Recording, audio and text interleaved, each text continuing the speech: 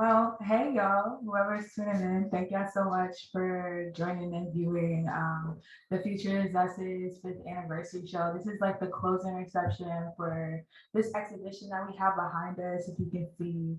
But yeah, we have some of the amazing artists that showcase at the show. We also have a curator.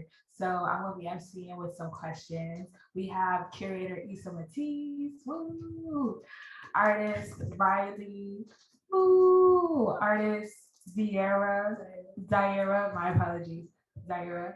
And then we have artist Ali. Woo. Um, so yeah, I'm gonna just jump right in. Um, I think one of the things I was super excited to see just about this show, especially like in the opening, was just so many young people together in one space, just having so much fun. It really brought me back to like our first few shows. And one of the things I was thinking about as like young creatives that we have specifically with our artist practice that I'm really interested in, I guess, hearing y'all's response about is like how with I guess a young creator's artist practice, it's like intimidating sometimes because we in many cases aren't like in a fully established like place with our art practice. We're kind of out here like free forming in a lot of ways, and developing new relationships with like practices and mediums. So I was just wondering, how do y'all as like creatives stay grounded in your work, and what do you choose to focus on conceptually, and what draws you to your like your preferred mediums and like focuses? Sorry if that's a long question. Sure. Yeah. So something that's really important to me with my practice is like my life, I think is the biggest influence. Everything that I make comes out of how I'm feeling in life right now, which really helps me stay grounded in figuring out what I want to make. Because knowing that we are so young and sure we don't have, a like an archive or a giant history behind us in making art, I see that when I'm making art about my life, my own orientation and perspective around these topics will automatically make it unique because nobody else is young, making art like this and being taken like seriously. So it's really important for the future for people to see us making art like that. And I also think that creating this archive now will also help in the future, being able to be influenced by it and to build those through lines that you will automatically make later on in your practice. Yeah.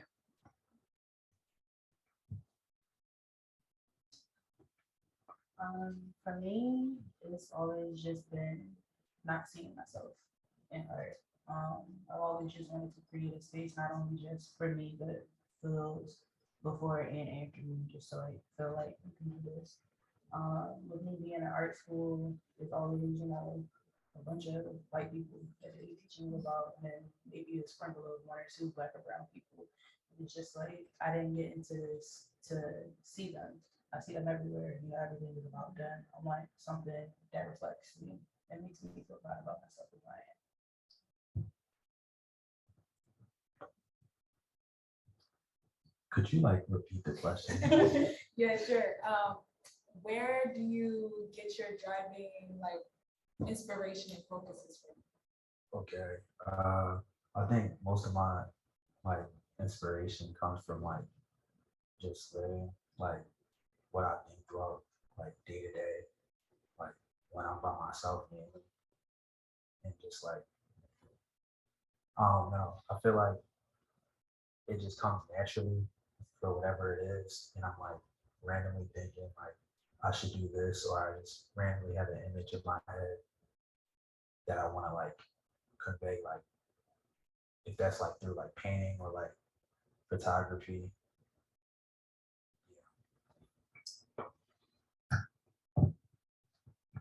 Thanks, y'all. I especially like love the pieces that y'all mentioned of like preserving the archive before we have like this huge medium of work, long-winded like I guess resume of work or whatever, and then also like the creating basically what you don't see, but that what you want to see. Yeah. Thank y'all.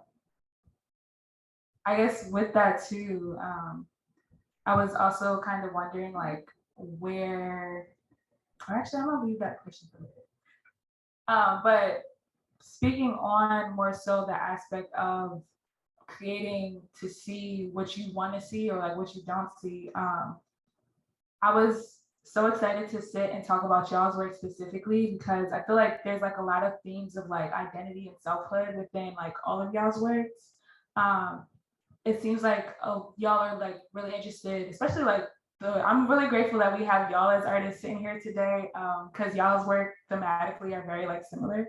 But it seems like y'all are like encountering these notions of self throughout y'all's work. Um, and y'all engage in this through portraiture or like text and video. So I was wondering, what is y'all's like relationship with identity, or how have y'all? Okay, just in here. Yeah. Feel free to take your time to get closer and stuff. Okay. But yeah, so I guess my question is, what is your relationship with identity, or how have you developed a sense of identity, especially as like descendants of diasporic peoples or people who are not originally from here, and in some instances like lack a connection to their ancestral like original homeland like origins, like I guess like of artists of color in general. Like how do y'all and through y'all works like develop a sense of like identity? You can get comfortable on the couch. Thank you for coming. Of course. Before you talk, I just wanted to introduce Justin real quick. We also now have showcasing artist Justin in the conversation. So cool. The question is specifically, I think of as like artists of color, artists too who have historically not having like this direct connection or access to, I guess like our ancestry to form identity. Like, how do you create your own sense of identity? Yeah, so I would say like that question, there comes like two conflicting identities, at least within me. My family's from Taiwan, but I've never been to Taiwan before. But there's this always like missing sense of home that has developed throughout my life, either speaking like really broken Chinese or, you know, learning recipes from my mom before my mom passed away. So it brings a sense of like, where is home? And like, how can I imagine a home that I've never been to, which is something I did in the video piece where I took like AI and I combined places I've been to here in the US with stock images of Taiwan, and then combine them together to create this like fantasy land of what I think home is. But then in my portraiture work, I'm really grounded in understanding our like vulnerability in our built spaces, specifically as like queer people of color, because you know we can't, probably never going to own like a home. You know, we're always going to be renting probably for a while, and like trying to grasp with like these like fleeting queer moments within our homes and built spaces as well, and trying to deal with those two conflicting identities is interesting. For me, my main thing was, as a Black woman, you know, there's a bunch of stereotypes and just like how I'm supposed to be, how I'm supposed to present myself. I just wanted to show like the many facades of what it is to be Black, and that there's not just one way to be Black, but just to be anything. But then also for me, I come from a broken home, a broken family, so I've always just been like the one person just make shit work and always find like the beauty of it. So I feel like that's what I at least try to do with my work. It's just easier to convey my words through photos and it is just like sit down.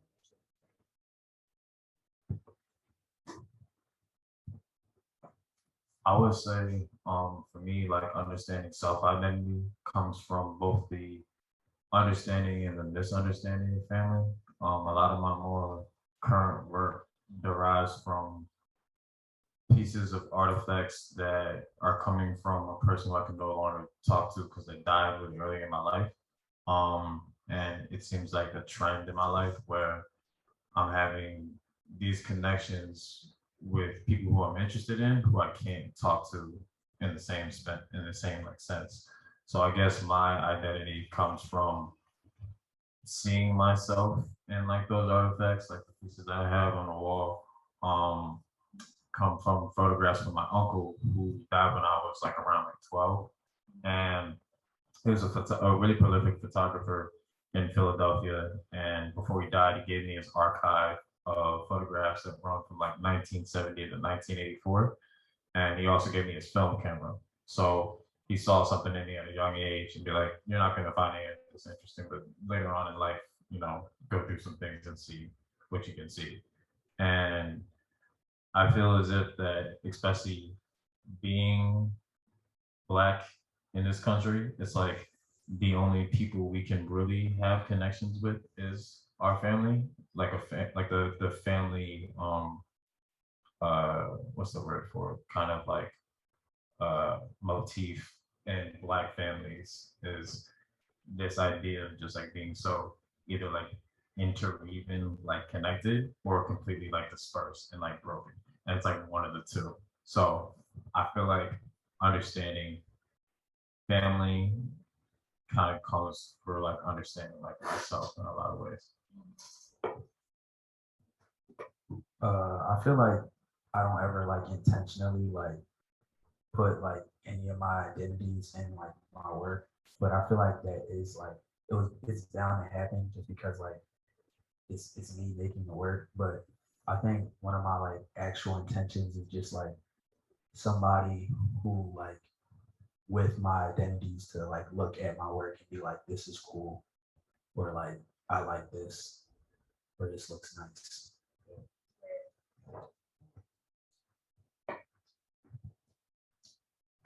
I think for me and my like personal work that isn't up in the show right now, identity kind of comes natural. And there are like a lot of like aspects of my identity that I think through my work I'm kind of learning about. Like as I'm actively like working on like discovering things about myself, which is kind of interesting. But like as like from a curating aspect, I think I like kind of gravitate towards artists that are like also actively figuring things out in their lives and like piecing their identities together. Um, yeah. Right, that's actually a perfect segue because I wanted to focus on you as a curator for this show now too. If y'all didn't know, Isa curated this amazing exhibition, which I'm so proud of you, and it was so cool, just like basically you taking on leadership for this project. So I'm still like beyond and honestly like excited too for like what's to come for you curatorially. One of the things I was wondering was, I guess specifically, and you kind of mentioned this already, like with working with your peers and yourself, like as young artists, like I guess what was like the unique process of working with young artists and I guess like-minded artists throughout this like project? So I feel like the way that I like kind of curated the show, it's just like a bunch of people that I like follow on Insta, and I'm like, I kind of love your work, and I see it very often. So like, why not have you on the show? I don't know. A lot of these people are like, yeah, like people that I see very often, like Doriana, showcase in a show that we had before, in our digital archive show during quarantine, which was really cool. Justin and Riley were at our festival that we had, Ziera or Ziera. I've been following on social media for a while. So it's just kind of like, yeah, it's just kind of like, it kind of like came natural this time around because I was just like choosing from people that I had already had in my mind that like whose work I admired. Right. Okay. And I guess my next question with that is like, do you find yourself like exploring or coming across like central themes while you were developing the show? I kind of saw some themes as I was like looking through the works myself, but yeah. Yeah, definitely like I said before, these are all artists that to me, like the way that I view their work, I think are kind of like piecing their identities together as they're actively working. And you guys can like correct me if I'm wrong. But I think like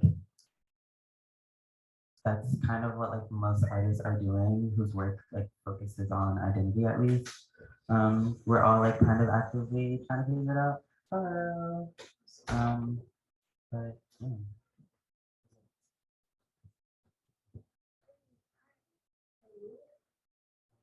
Are you here just like visiting? Yeah, I came to see Eddie. Oh, okay. Not here. Unfortunately. Yeah. Feel free. Thank you so much for coming. We're just having like our talk right now. Yeah. Yeah, just with the rain, we weren't even expecting folks to come through in person. No, that's okay. Thank you so much for coming through though.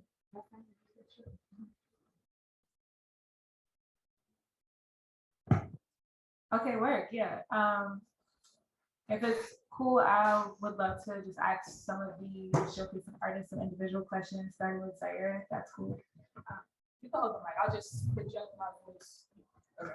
But I was so excited about your works, especially how you, and the showcasing one specifically, really focused on like these singular subjects, but then you also have these really intimate and beautiful photographs that include hands.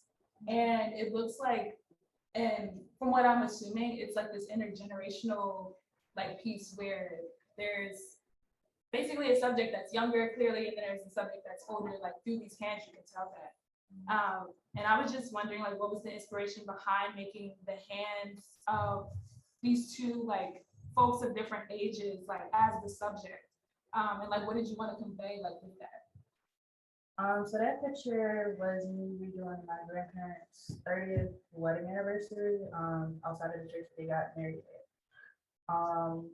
It was for my dichotomy project for class. My grandparents have been asking me for like the last 2 years to take pictures of them. So I did it at our old house in West Philly, their current house in Upper Darby, like I said, their church. It was kind of hard because they're both nitpicky and like they wanted a certain like style. And while like I like literally did just copy and paste wedding pictures that they did, and then one was new.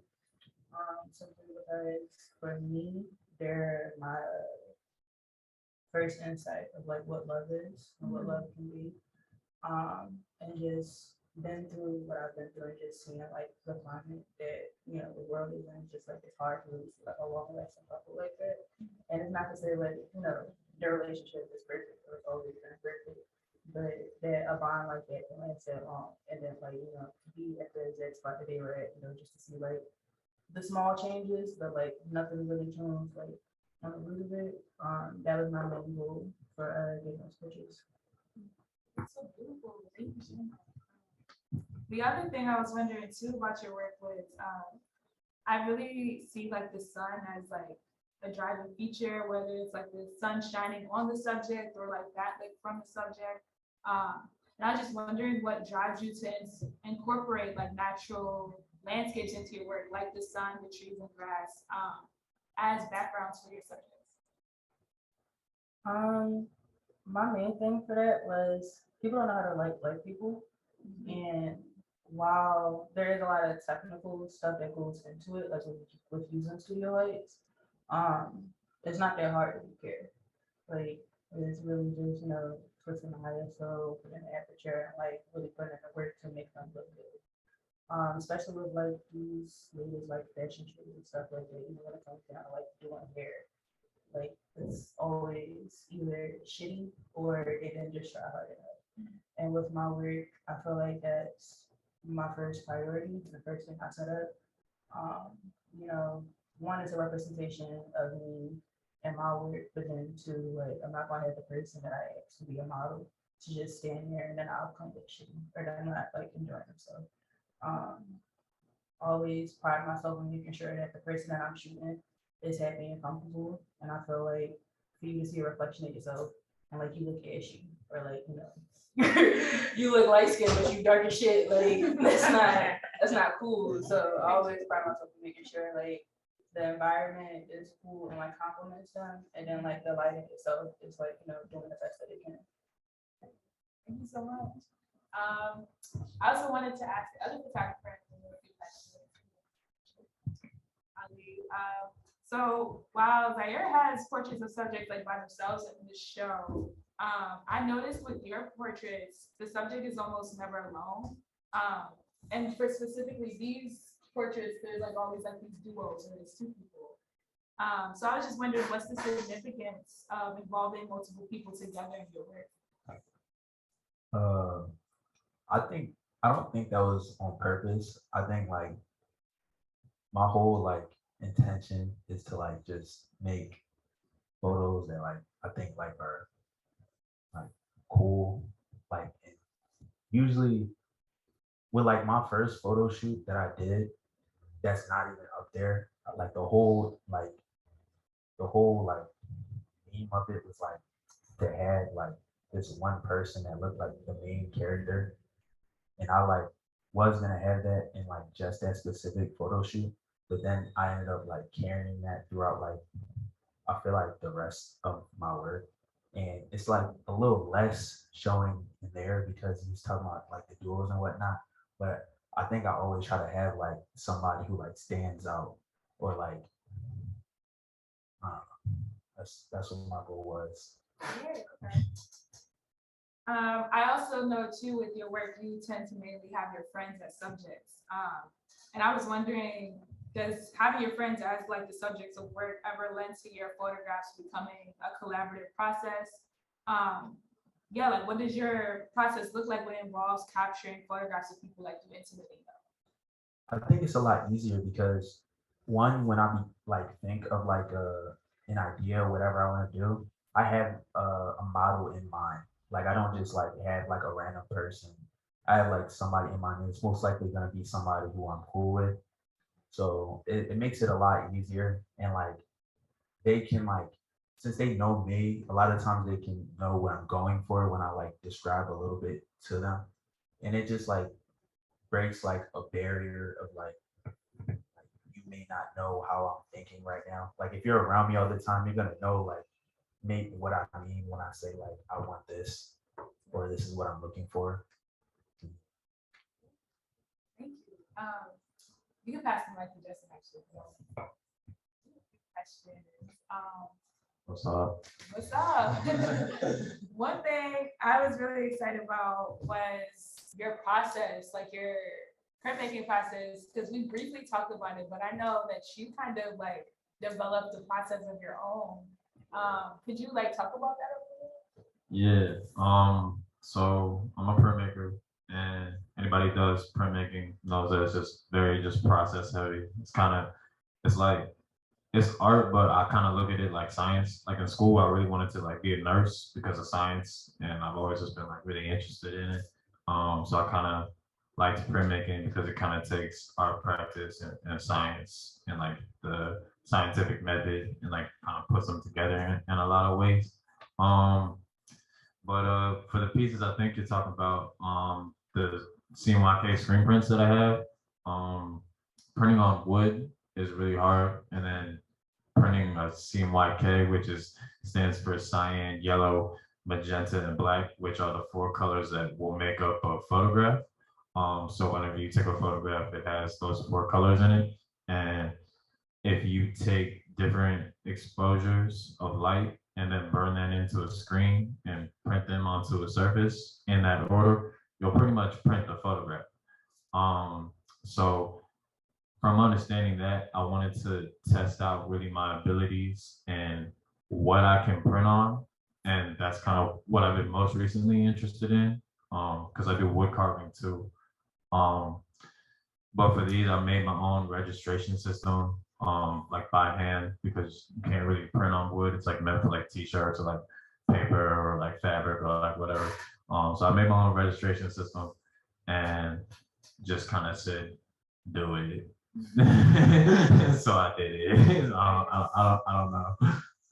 Yeah, and it just took long. Thank you so. And what process was that print for? So that's called aqua tint etching. So that's like taking pretty much etching is like engraving a copper plate for anybody who doesn't know. So like I took this as this piece derives from that archive that I was telling you about, and I'm working on a series right now um, uh, that also derives from the archive that I'm like taking different processes and like mixing them up and like making it different and all that.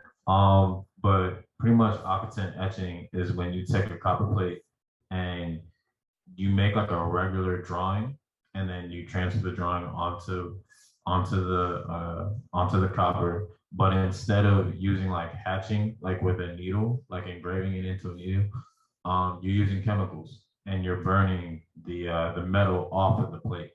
So based off of the amount of time that it's in the acid, and it's in those chemicals, like burning, will make different values. So let's say I put it in for like 10 minutes, I get like the white values. I put it in for 20 minutes, I get like the gray values. Put it in for 30 minutes, I'll get the black values. So it's like the building of values. So when you print it'll look like that. And pretty much for that, I just took different estimations of what I thought the time exposure with the acid would do to the print, to kind of get the most like dramatic and like contrast pigments. I felt as if that like it could like just be pushed in like different ways. So I was just doing a lot of experiments. I like, did this piece and I did another piece. That was through the same process. But yeah, that's kind of just me. I'm like really interested in making my own processes and like pushing like the boundaries that we can really do with the materials that we have. Thank you so much for that. Yeah, I was, as a printmaker myself, I was super interested and fascinated. Low-key how you push the boundaries with the limits of what printmaking can do and kind of make it your own experimental thing. Yeah. I was also wondering too, and you spoke about this a couple times, like with the basically using your practice to like investigate archives and like kind of repurpose archives in a way. Like I guess I was wondering, what's the significance to you of taking like either photographs or imagery that you hold personal to yourself and then like repurposing them, if that makes sense? Yeah, I guess what inspires that or drives it? Yeah, I'm really inspired just kind of like what happens when you look at a photograph and kind of like how we try to understand something that we really don't have the capability to. And I felt that in kind of like the figurative kind of sense. But then once I found like the archive like last Christmas in my basement, because like my uncle gave it to me, but I was like, well, whatever. And then they put it somewhere. And my dad was like, oh, do you still want like these photos? And I was like, oh, like shit, yeah, these are like really cool. And I thought that was kind of interesting, like not understanding any of the people who are in the photos, but like interviewing with my dad and like talking with him. He's like, oh yeah, this is from my dad, like period of time. I'm like, oh, so like this like location and time period has a certain amount of significance to you. And that kind of connects with me because me and you can talk about it, but it can't really connect to me in a way unless I go back to that place. So I think that's why I'm like interested in like the archive, and like the series I'm working on right now kind of plays with how it can work and how we can kind of see things that we can't understand. I think I'm interested in like not understanding. Cool. I was also, so like, how many of y'all are from Philly?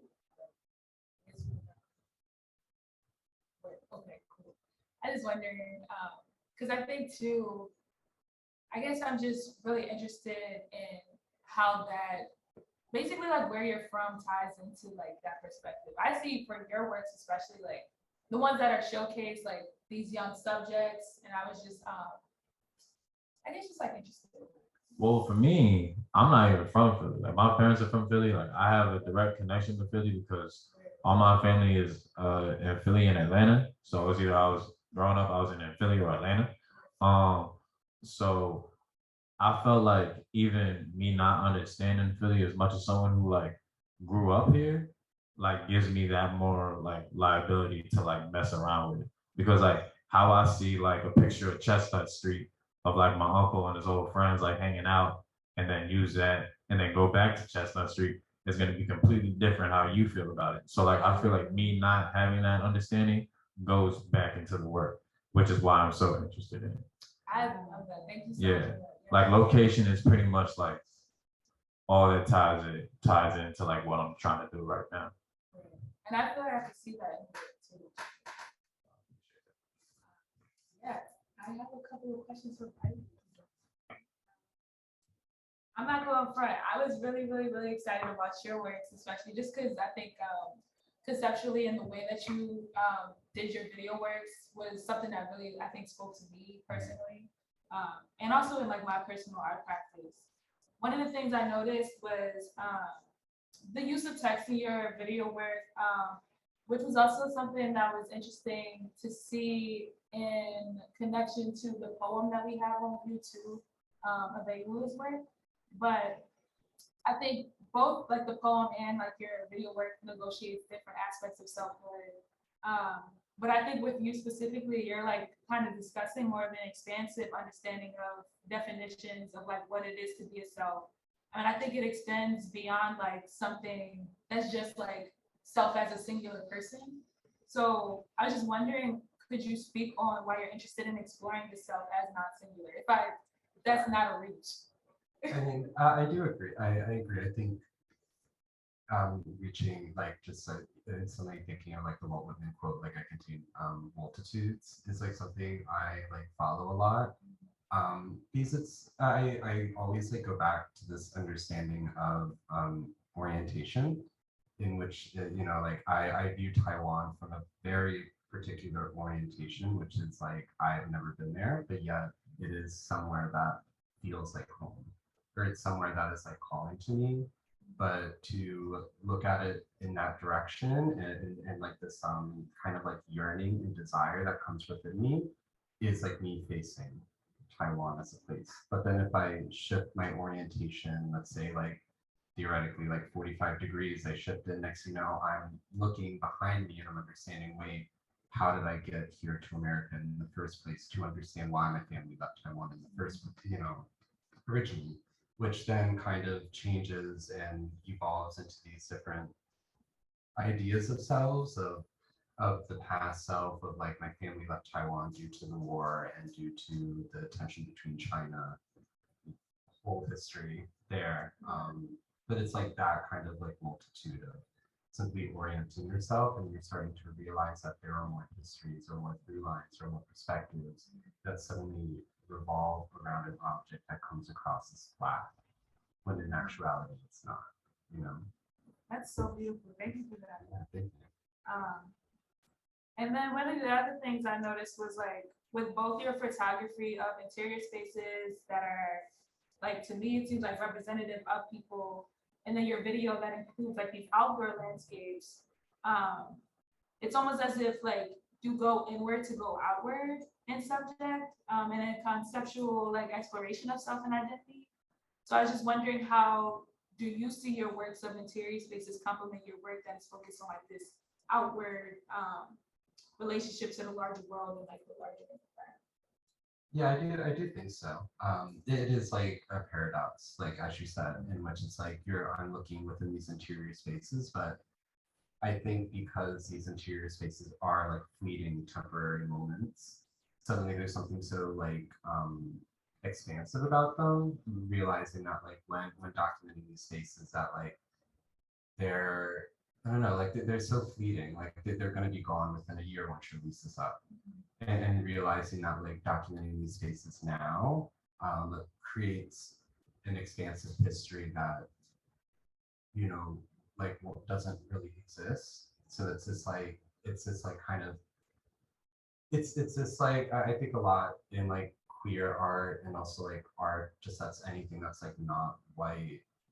It's this idea of like this need, this desire of documentation in order to prove that we did exist, in order to tell like the future you know, to inform the future of how to act. And that's something that's really important. Is it's like past, present, and future. It's like all kind of collapsing within these spaces. If that makes any sense. No, that makes total sense. Yeah. Thank you for that. Yeah. Y'all had such phenomenal responses. Like, thank y'all so much. I kind of just wanted to end with one final question, which you were speaking a little bit of future, which I think is relevant too, because we're here right now. We're like documenting these like talks of us where we're at right now with our artistic practices, which I think is super significant. And I thought it would be cool within this documentation to share, if y'all want to go around of like, where do y'all hope to take your practice in the future? And like, what are your future artistic goals and aspirations?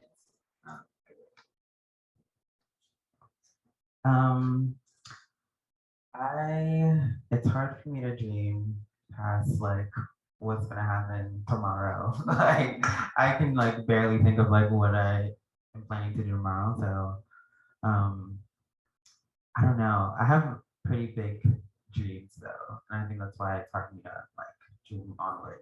But I don't know. I think I've been with this collective since we started. 5 years, which it feels way longer. Like I feel like I've been here for like 10 years, but it's only been 5. 10 years ago I was 10, so I wouldn't have been doing this. But I definitely want to like create more spaces and like give more people the opportunity to showcase in like pressure-free spaces. With like, you know, like we were saying earlier, you don't have to have like a full like drawn out resume or like have done a million things. As long as you're creating art with like good intentions, you're welcome in this space. And I think that's what I want to keep doing for the next like, you know, however long I can keep doing it. But yeah. Yeah, I agree. I guess like me and Justin, well, I run an art collective now too that Justin was in. And that's also about creating spaces for artists of color to come together. And I just like hope to keep building on that. And I think to build on what you said too, I think something that frustrates me a lot is the hierarchy that's established within the art world of like you have to suffer, you have to be like 35 in order to be famous or to make it as an artist. And I think something that's really exciting about the work that you guys are doing and what I am like slowly seeing the future that's becoming reality is like you don't have to be 35, you don't have to suffer for 15 years as an artist in order to suddenly get your credit. You know, and I'm hoping that like these experiences and spaces will keep kind of destroying the hierarchy, you know.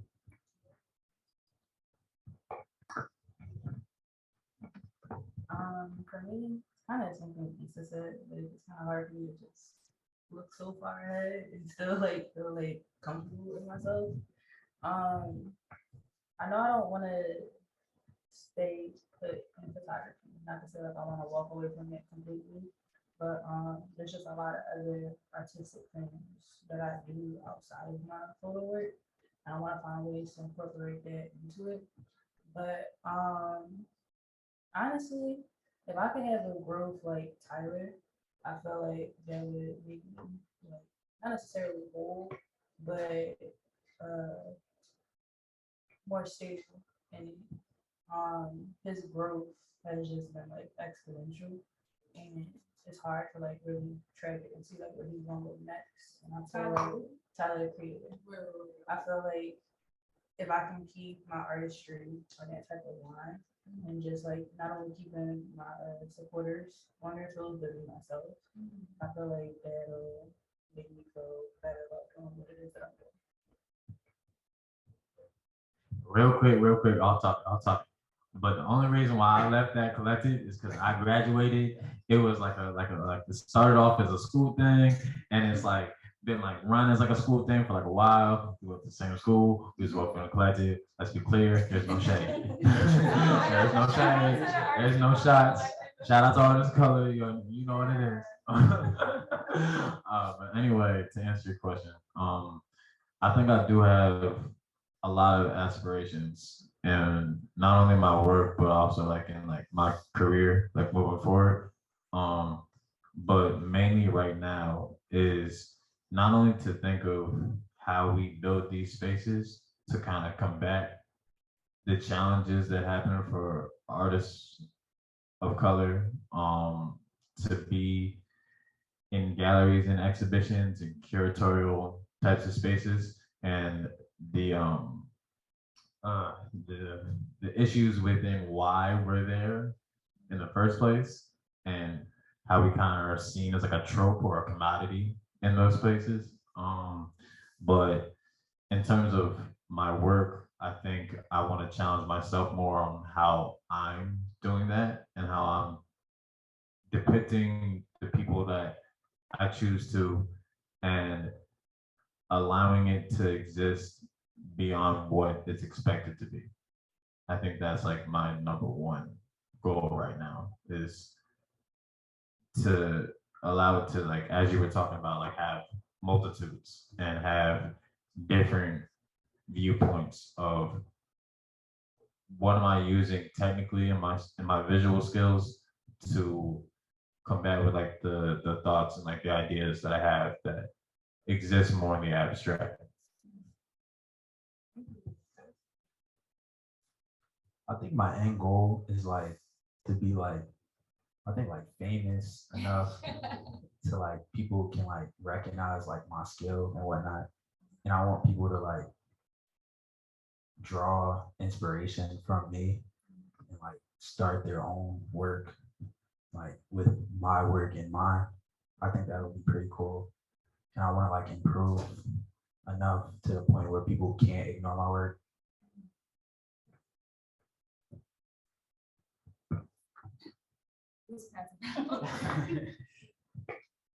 Yo, thank y'all so much.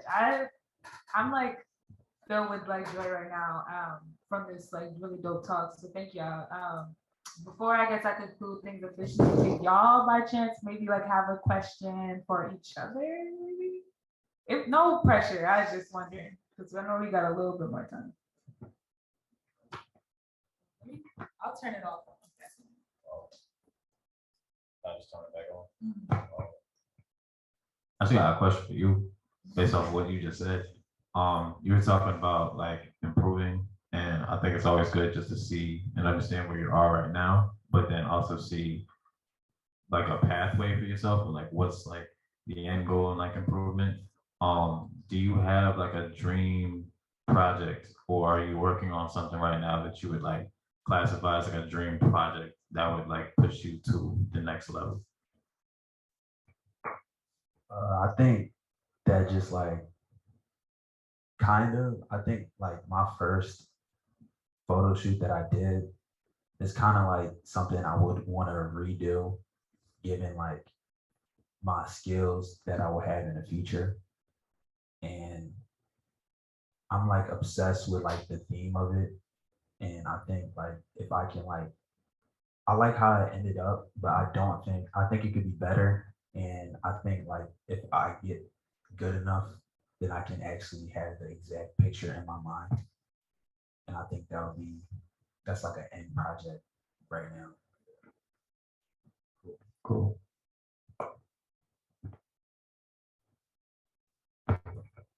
It's actually for Isa. I was wondering, I love the curation style that you did. It's like kind of French salon, like everywhere, but it's like contained. I was just wondering, like, either what is an influence to that, or like the driving force behind this like beautiful explosion of art that is like just amazing. Yeah. This is kind of how we've been showcasing since we started. Our first shows were at a space in Germantown called Our House. And they are not they're not a gallery or like that kind of like showcasing space. So we had to get creative with the ways that we were putting things up on the wall. So really this is just like informative into like how we were showcasing originally, like in our first kind of days. But I'd say for this show specifically, things just kind of fell into place, and I knew that I had a lot of artists. And I wanted things to be cohesive in a way that like didn't like like I just wanted things to not feel spaced out, if that makes sense. Yeah, everything kind of just fell into place too. Like people were dropping off work, and I was just like setting things up, and I kind of just like put everything down. And the way that things were dropped off is the way that they were hung up. But that doesn't mean that I didn't like weren't any intentions behind the way that I hung things up. There were, yeah, yeah. Great. Well, no one else has any other questions. I'll just say thank y'all so much for y'all's like participation in this show, and also participation in this talk. Yeah, I'm always super just like feel geeked and like privileged to like work with so many dope artists, and also to like hear y'all's background, perspectives, and minds is like just a privilege, I think. So yeah, thank y'all for whoever is channeling or tuning in live via live or Zoom. But yeah, we want to close it out and wrap it up, y'all. Woo!